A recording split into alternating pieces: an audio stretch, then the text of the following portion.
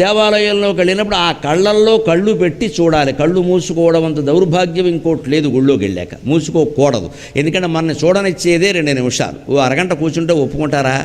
మనిషికి లోకంలో తిరుగుతున్నంతసేపు తన గొప్పలే కనపడతాయండి. తన తప్పులు ఎక్కడ కనపడతాయంటే గుళ్ళో కనపడతాయండి ఖచ్చితంగా. అందుకే చెంపలేసేసుకుంటాం మనం. ఇక్కడ మనిషి కనపడగానే మీరు చెంపలేసుకుంటారు, వాడి చెంపలేసేస్తారు అవసరమైతే. కానీ దేవుడు గుళ్ళోకి వెళ్ళగానే అప్రయత్నంగా, ఎందుకంటే మన పాపాలు గుర్తొస్తున్నాయి లోపల నుంచి, అక్కడ తేగల పాత్ర తవ్వుతున్నాం. అందుకే గుళ్ళోకి వెళ్ళడం చాలా అవసరం. మనిషి నిజాయితీగా బతకాలంటే లోపల గుర్తొస్తూ ఉంటాయి కదా, అప్పుడైనా బాగుపడతాం కదా.